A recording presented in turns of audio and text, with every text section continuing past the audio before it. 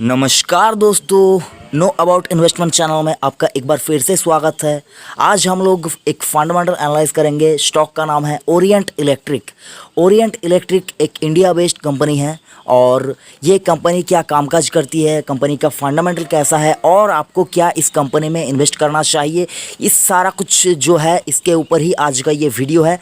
तो वीडियो ध्यान देकर ज़रूर से सुनिए, क्योंकि इस वीडियो को देखने के बाद आप ये डिसीजन ले पाएंगे कि आपको इस कंपनी में इन्वेस्ट करना चाहिए या नहीं। तो यहाँ पर आप देख सकते हैं लास्ट ट्रेडेड सेशन, यानी कि आज है सैटरडे और आप यहाँ पर जो प्राइस देख रहे हैं वो है फ्राइडे का, यानी कि 3 जुलाई 2020 का जो प्राइस यहाँ पर आप देख रहे हैं। तो क्लोजिंग दिया है ओरिएंट इलेक्ट्रिक ने यहाँ पर बीएसई के ऊपर 192 रुपया 40 पैसे के ऊपर।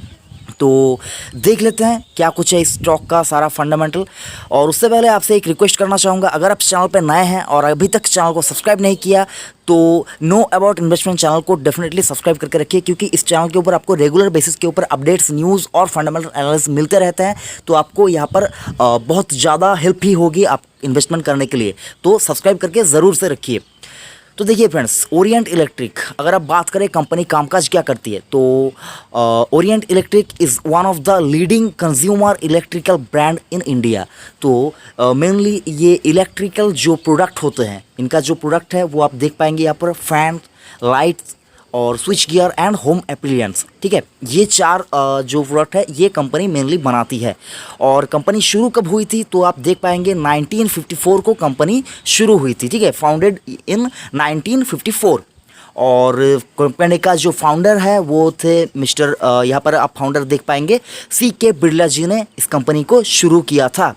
और एरिया सर्व्ड यानी कि कहाँ पे ये कंपनी अपना कामकाज करती है, तो 35 कंट्रीज़ में ये कंपनी अपना कामकाज करती है। तो 35 देशों में कंपनी अपना कामकाज करती है। ठीक है, और आप देख पाएंगे the company got listed in stock exchange on 14 मई 2018।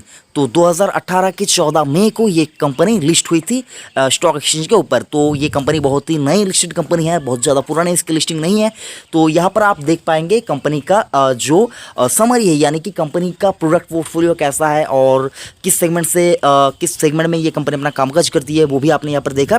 उसके बाद आप देख पाएंगे बिजनेस सेगमेंट, यानी कि कंपनी का जो बिजनेस है वो बिजनेस कहाँ से आता है। तो आप देख पाएंगे इलेक्ट्रिक फैंस, यहाँ पर से इस कंपनी का जो बिजनेस है वो 69% बिजनेस इनका इलेक्ट्रिक फैन से आता है। ठीक है, और लाइट्स एंड अदर से यहाँ पर इनका जो बिजनेस है वो 31% आता है। तो मेनली आप देख पाएंगे जो ओरिएंट इलेक्ट्रिक जो कंपनी है वो कंपनी का मेन बिजनेस अगर आप देखें तो फैंस बनाने में ये कंपनी अपना ज़्यादा कामकाज करती है। और ये जो डाटा है ये अप टू मार्च 2019 तक का ये डाटा है। तो आप एक बार खुद से जो नया डाटा अगर आप वीडियो बाद में देख रहे हैं तो आप जो 2020 वाला जो डाटा है वो भी एक बार आप देख लीजिए।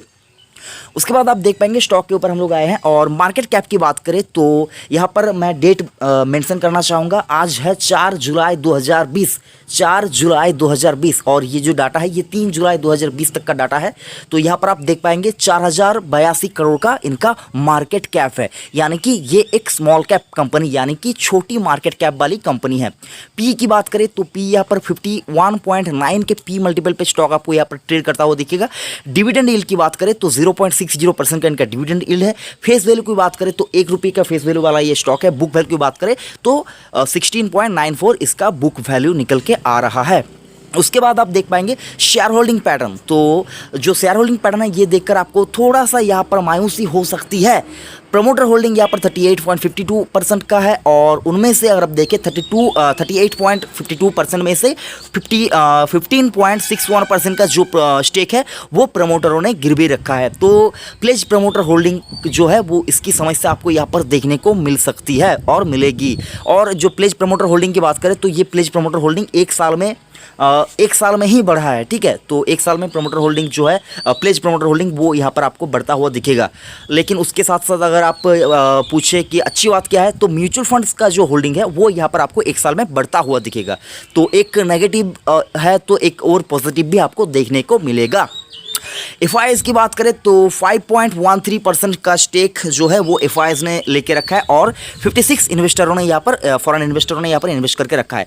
अदर डीआईएस की बात करें तो यहाँ पर 25.43% का जो हिस्सेदारी है वो अदर्स डीआईएस ने लेके रखा है। म्यूचुअल फंड होल्डिंग यहाँ पर आप देख पाएंगे 15.56% का जो होल्डिंग है वो म्यूचुअल फंड ने लेके रखी है और 18 स्कीमों ने यहाँ पर पैसा लगाया है। इंश्योरेंस कंपनियों की बात करें तो इंश्योरेंस कंपनियों ने यहाँ पर 1.18% की खरीदारी करके रखी है। उसके बाद आप देख पाएंगे आरओई मतलब रिटर्न ऑन इक्विटी। यहाँ पर आप देख पाएंगे रिटर्न ऑन इक्विटी की बात करें तो 21.87% का आरओई निकल के आ रहा है। ROCE return on capital employ यहाँ पर आप देख पाएंगे तो वो जो निकल के आ रहा है 32.65। आरओए यानी कि रिटर्न ऑन एसेट क्लास यहाँ पर आप देख पाएंगे 8.18% का इनका आरओए है और ये जो डाटा है ये मार्च 2020 का डाटा है। ठीक है फ्रेंड्स, तो ये आपको ध्यान में रखना चाहिए कि जो डाटा मैं यहाँ पर देख रहा हूँ वो किस डेट का है, तो ये भी आपको हमेशा देखना चाहिए। डेट और सोर्स हमेशा आपको देखना चाहिए कि जो डाटा यहाँ पर मैं देख रहा हूँ वो क्या रिलायबल सोर्स से है या फिर डेट जो है वो क्या पुरानी खबर है, इसके ऊपर भी आपको चौकन्ना रहना चाहिए।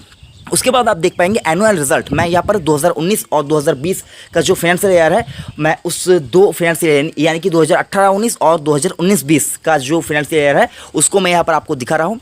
और यहाँ पर आप देख पाएंगे मार्च 2019 यानी कि 18-19 का जो फाइनेंशियल ईयर था उसमें कंपनी ने कितना नेट सेल किया था, यहाँ पर आप देख पाएंगे 1864 करोड़ का इन्होंने टोटल सेल किया था, नेट सेल किया था। और मार्च 2020 तक का अगर आप डाटा देखें तो यहाँ पर कंपनी ने 2061 करोड़ का यहाँ पर नेट सेल्स किया था। तो नेट प्रॉफिट की बात करें तो मार्च 2019 में इनका जो नेट प्रॉफिट था वो था 69 करोड़ और मार्च 2020 में इनका जो नेट प्रॉफिट यहाँ पर निकल के आ रहा है वो है 78 करोड़। तो यहाँ पर आपको एक साल का अगर आप रिटर्न देखें तो एक साल में कंपनी का जो एनुअल रिजल्ट है उसमें आपको ग्रोथ देखने को मिलेगी।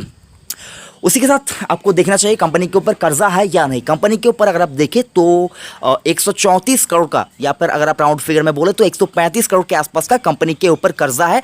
और जो ये डाटा है ये मार्च 2019 तक का डाटा है। कर्जा जो है ये मार्च 2019 तक का डाटा है। तो यहाँ पर आप देख पाएंगे कंपनी के ऊपर 134 करोड़ का कर्जा है। और यहाँ पर स्टॉक के ऊपर हम लोग आते हैं तो जैसा कि मैंने आपको कहा बहुत ज़्यादा पुरानी लिस्टिंग नहीं है। तो कंपनी कितने में लिस्ट हुई थी अगर आप देखें तो कंपनी लिस्ट हुई थी, यहाँ पर जो इशू प्राइस की बात नहीं कर रहा हूँ फ्रेंड्स, कंपनी लिस्ट हुई थी लगभग 123 रुपया 65 पैसे के ऊपर बीएसई के ऊपर कंपनी लिस्ट हुई थी।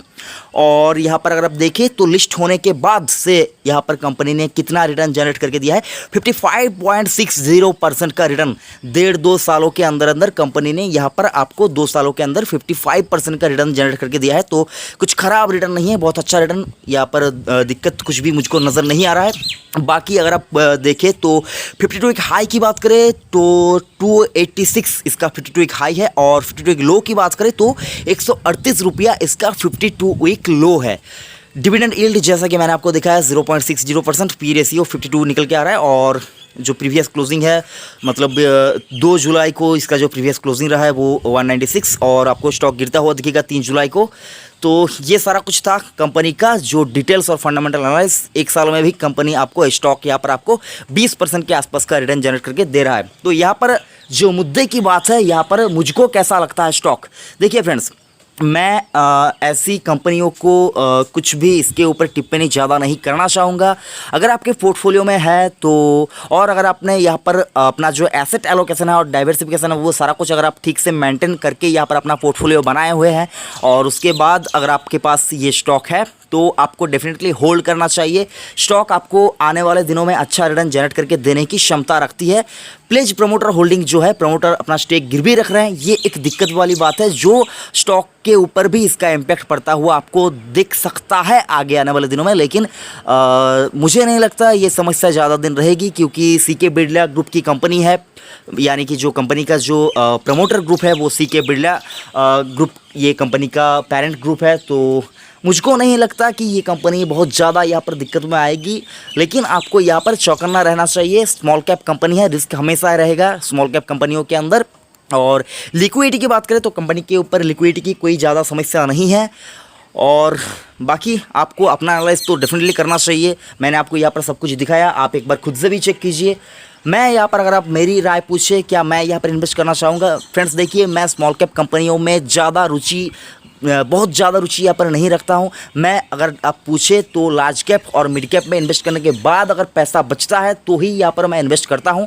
तो आपको भी अपना डिसीजन खुद से लेना चाहिए, आप क्या करना चाहते हैं। तो सब कुछ समझने के बाद ही इन्वेस्ट कीजिए। अगर आप इन्वेस्टेड हैं तो वीडियो देखने के बाद पैनिक करके कुछ भी डिसीजन ना लीजिए, अपना रिसर्च कीजिए, अपना एनालाइज कीजिए, अपने वित्तीय सलाहकार की राय लीजिए, उसके बाद ही जो डिसीजन लेना है लीजिए। क्योंकि आप वीडियो देखिए और आपका दिल बैठ गया कि भाई प्रमोटर होल्डिंग तो यहाँ पर प्लेज है बहुत ज़्यादा, तो वो दिक्कत वाली बात है, कंपनी के ऊपर कर्जा है, मुझको नहीं पता था। तो ये सब कुछ आपको पहले देखना चाहिए था।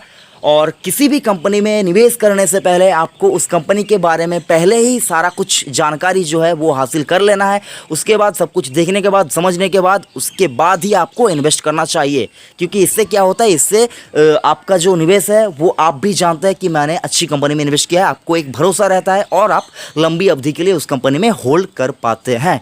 आई होप फ्रेंड्स वीडियो आपको अच्छा लगा। वीडियो अगर अच्छा लगा तो लाइक ज़रूर करना। आप बिना लाइक डिसलाइक कुछ भी किए वीडियो से निकल जाते हैं तो ये मुझको बहुत ज़्यादा दुख होता है इसमें। तो लाइक कीजिए, पसंद नहीं आया तो डिसलाइक कीजिए। और अगर आपको चैनल सब्सक्राइब अगर आपने नहीं किया तो अगर आपको लगता है सब्सक्राइब करना चाहिए तो ज़रूर से सब्सक्राइब कीजिए। थैंक यू फ्रेंड्स, जय हिंद।